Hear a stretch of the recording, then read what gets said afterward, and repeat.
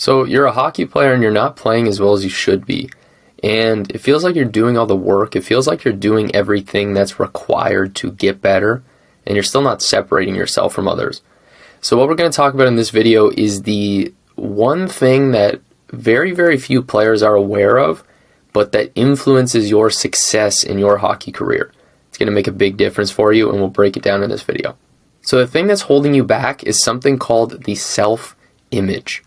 And the self-image is basically how you view yourself as a hockey player. It's what are your strengths and weaknesses in terms of your perspective. What are the things that you do well? What are the things you don't do well? What is your style? What is your role? Should you be playing first line, third line, second line, first line, whatever it is? Where should you be playing in the lineup? How good of a player really are you? This is all a self-perception that you have. And many players think that it doesn't matter how you perceive yourself. You just go on the ice and whatever happens, happens.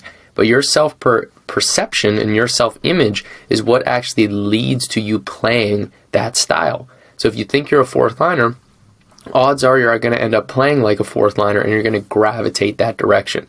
And you see, that's why even though you work on your skills, you work out, you get better, and you even play well in practice, but in games, it just doesn't seem to work. So you don't actually see yourself as the type of player who can do it. And maybe you don't have the right programming, so maybe you're not actually prepping yourself right. But ultimately, there's this self-image that's getting in the way. So let's break down how this works and how to actually make a shift in your self-image. So basically, the way the self-image works is that when you look at yourself in a positive way, it leads you to preparing in a positive way. When you prepare and actually get ready, then you end up playing better. Then when you play better, it reinforces this self-image. A good way to think of your self-image is like an auto-driving car, a car that just self-drives. You can instruct it and say, I want you to end up in a certain place, but that's all you can do. When you get into the game, you have to let that self-driving car run, and it can only do what you told it to do. Now, most players think that it's not a big deal how they think when they're not at the rink, but the thing is how you think about yourself, the instructions you give to that self-driving car is what drives you to success or failure.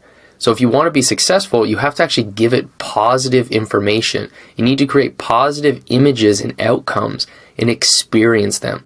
Because this robot listens to what you actually show it. What are the experiences that you have? And now, if you can't actually have that experience of, let's say, scoring goals, for example, or making great plays, what you're going to have to do is create an experience in your mind. You're going to have to actually create the positive experience in order to reinforce the positive self-image, which leads to the positive outcomes, which reinforces the positive image again. This is how you get better. This is how you actually level up your mind, is by creating these instructions, like an instruction manual or an operating manual for this self-driving car. I like to think of it as you have basically a success computer in your mind, and you tell it what to do by giving it clear information and clear outcomes that you want it to create, for example, scoring goals, setting up plays, and that is how you level up everything. Now, what I would recommend is taking on the 1,000 goal challenge. All you need to do for the next 10 days is practice scoring 10 goals 10 times each. It takes about 10 minutes. You can do it for 10 minutes a day and rip through these. And the key is that you want to make sure that every time you experience it, you really link it to a positive emotion. Every time you score one of these 100 goals each day, you want to make sure that you feel it completely. So here's how I would set this up.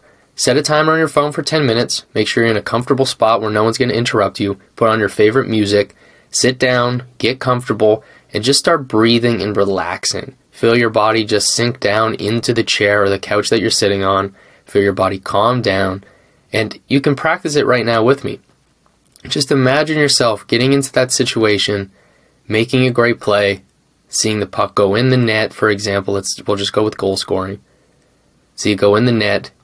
Feel those positive emotions. Feel your teammates joining around you. Feel your teammates celebrating, the crowd's cheering. You're so excited. You're like, this is the best. This is awesome.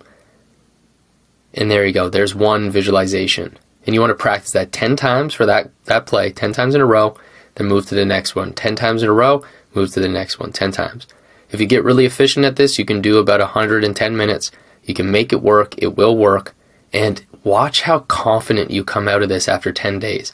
You start to create an association with being that type of person. And you can do this for anything. It doesn't just have to be goal scoring. It could be making great passes. It could be making great moves. It could be shutting players down, making great hits, possessing the puck and winning battles.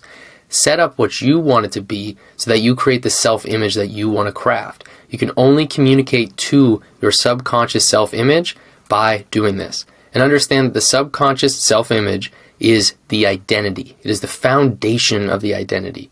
And if you want to be great, you have to have a great self-image. So I hope this helps. I hope this makes a difference for you. And if you have any questions, please let me know. Comment them below.